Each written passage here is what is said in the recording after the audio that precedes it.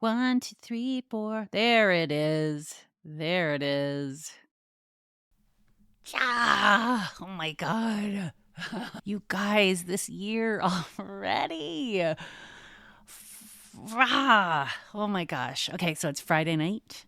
And I'm so excited. I am going on my first snowshoe adventure of the season. And I literally am like, I'm not going out tonight because it's a big day tomorrow. It's a big day. I'm so excited for it. And like, it's been a lot. It's already been a lot. This year has already been so much. And I feel like I have definitely entered my boss fight era. Like I feel like this is the boss fight, man. It's feeling like the boss fight. Maybe I'm a little bit premature on that, but it's feeling that way for me. I don't know about you. So on that note, I've been thinking a lot about Martin Luther King. I was thinking about his I Have a Dream speech. And I was thinking about it in terms of like, what if you made it like, what if you wrote that speech? What if I wrote that speech like in like modern times, like where we are right now? What would we say if it were our speech? And so I'm going to share with you my thoughts. This is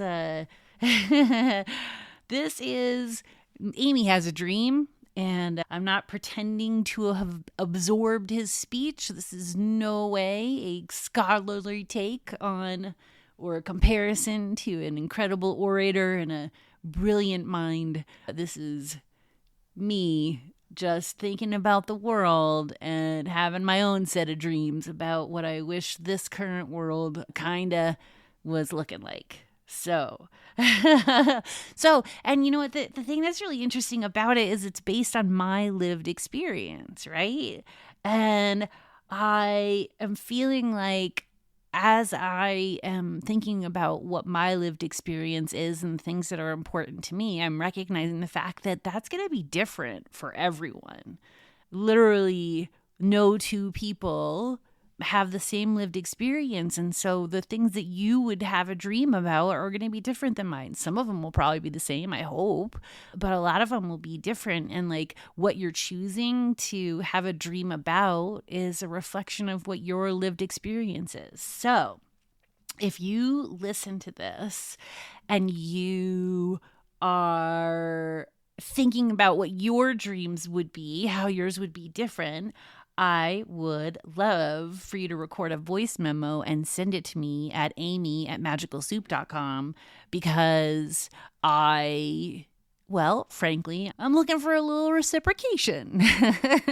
If you have listened to this podcast and you like it and you have not signed up for my Patreon, then I could use a little bit of your energy coming my way. That'd be super cute. I would love it. You don't know how much that would fill my cup, and it would mean so much to me.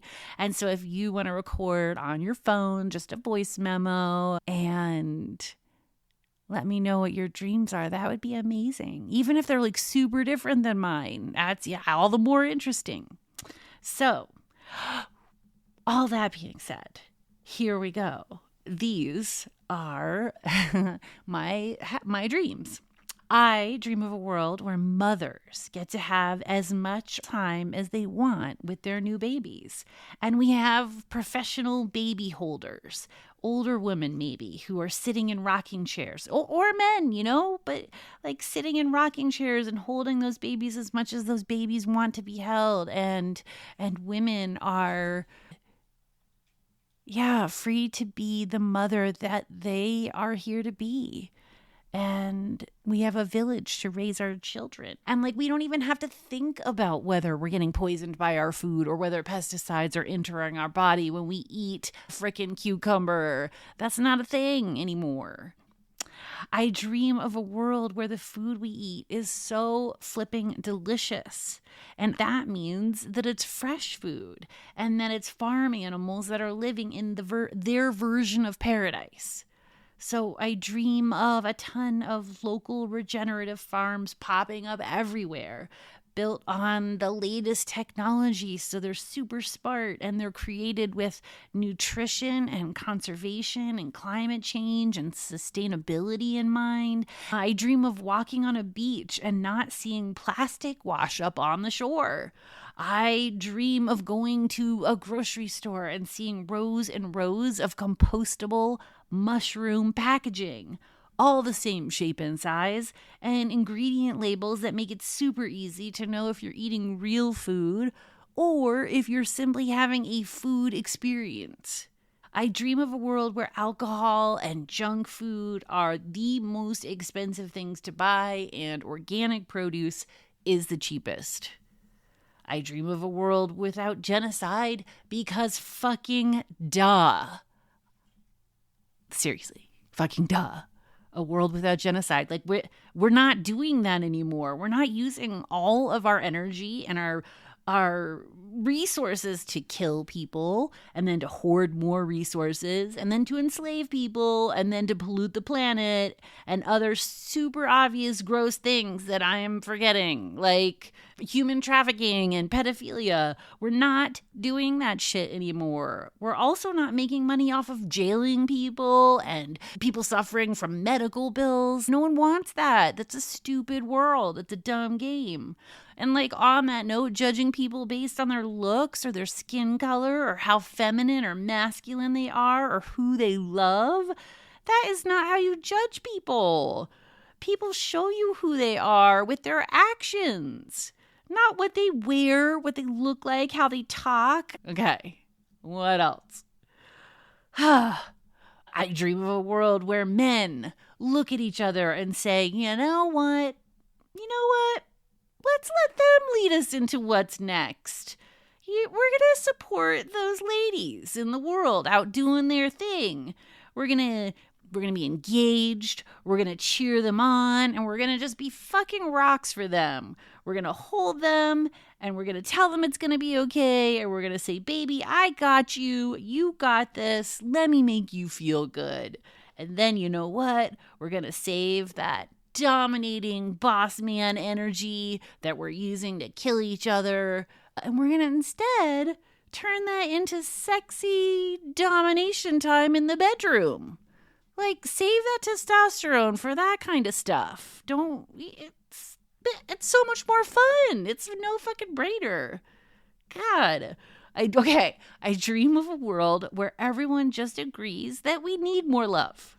We just need as much love as possible right now, and who cares what anyone's business is between consenting adults. We need adult play, lots of it, tons of adult play, and then we're not going to get all serious and be like, we've got serious problems. We have to be serious all the time. No, we need to play, and then we need to start working on the things that actually matter and get cool shit done, and then play some more, and then lots more play, and that's what inspires us to keep going. I dream of a world where we build things to last again, and we repair things that are worth repairing, where the community dances are a thing. I love community dances. And we live in communities where we're raising kids together. And art is something that we all get a chance to do. And music is something that we have all the time. Like we just walk out into the streets or go to a park and there's a freaking jazz band because that's what we're doing. Because we are showing up as art and music and beauty in our lives. Beautiful gardens, right? Like gorgeous gardens and agricultural tourism is a thing because we've made growing things beautiful and artful and gorgeous. I dream of a world where technology is an afterthought. Technology is a servant to humankind. Everything technology does is in support of human health. And that means technology is against tech addiction. Technology is making sure that we're not tech addicted. I dream of a world where nature is our primary, where we revere nature. I seriously, every single night, I wish I could sit in a hot tub and watch the sunset. That's what I would do. No, forget television. Just like sit in a hot tub and watch a sunset. That's my television. And, I feel like we could do everything we can to get the most enjoyment out of nature, and then at the same time making sure that we're protecting her and respecting her. And then also, like, a lot of the new jobs are restoration, nature restoration. And you get to live in this paradise, these beautiful nature places where you're living at peace with nature. And while you're there on the land, you're helping to restore it and you're learning about the land. And, you don't have to stay in one place. You can move around and help and restore other natural places. Like, wouldn't that be dope as fuck? And I also dream of a world where we do death really, really well. Like, we make it our job to make every death a piece of art. If it's your time to die, if you're leaving this planet and you have the wherewithal to choose, then you should be able to choose the whole thing. However you want to leave, you get to celebrate it your way. And you get to leave this planet in whatever style you choose, as long as it's just affecting you and not other people, obviously. But, let's make death an art. I dream of a world where it mostly feels like a playground. For the most part, we're not taking things too seriously. We're being silly about stuff. We're learning and teaching and leading and problem solving with playful silliness. Because it's more fun and interesting and you get better results. Like, let's just resolve conflict playfully. And I dream of a world happening like this, not through strife and war and protests and rebellion, but through a new golden age. Where we all just agree that this just sounds better. We've tried it the old way. We gave it our best. And this is just more fun. Everyone wins. We get more freedom, better food, less stress, more sex, more play, better nature. The robots are doing the heavy lifting and they have our back. And we're just making art and music and cool inventions and gardening and growing food and playing fun games. And even if we don't get there, we'll have so much fun trying. Like, it just sounds so much better than, like, let's just keep on keeping on. Let's just keep doing this thing we're doing.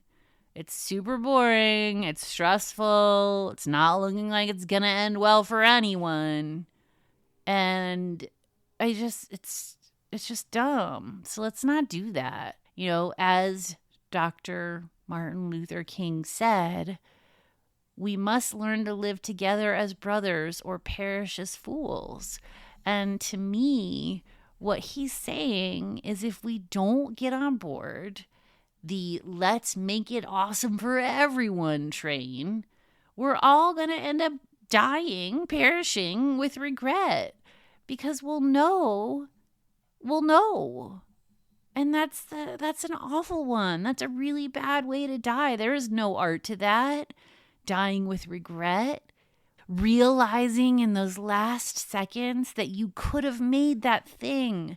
You could have assembled that team. You could have used that money and made that difference and lived that purpose and fulfilled that dream and lived that life.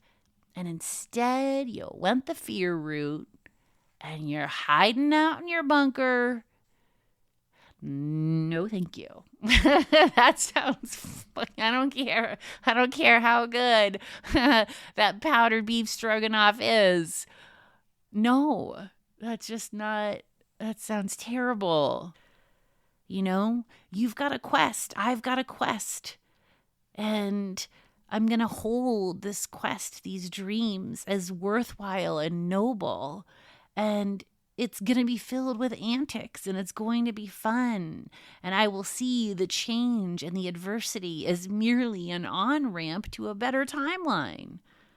Whoa, didn't see that coming. Didn't expect that. Must be something cooler coming my way from the universe. The universe is conspiring for my greatness, and there's a better plan headed my way. What does the universe have in store now? Ooh, let's see how this plays out.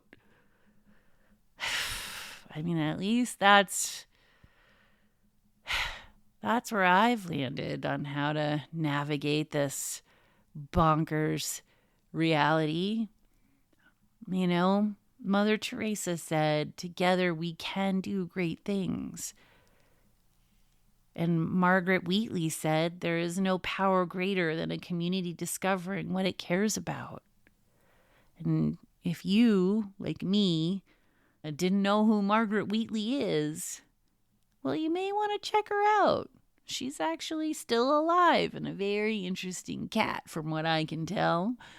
So I guess the thing that would make sense for me to put out there what I want to create epic bathhouses.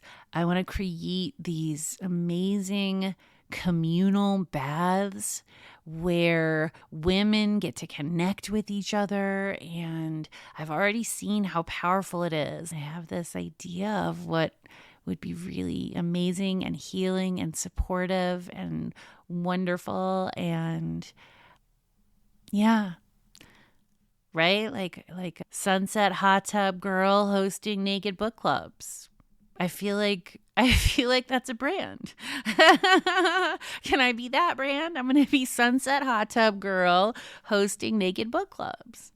You'll see. You'll see.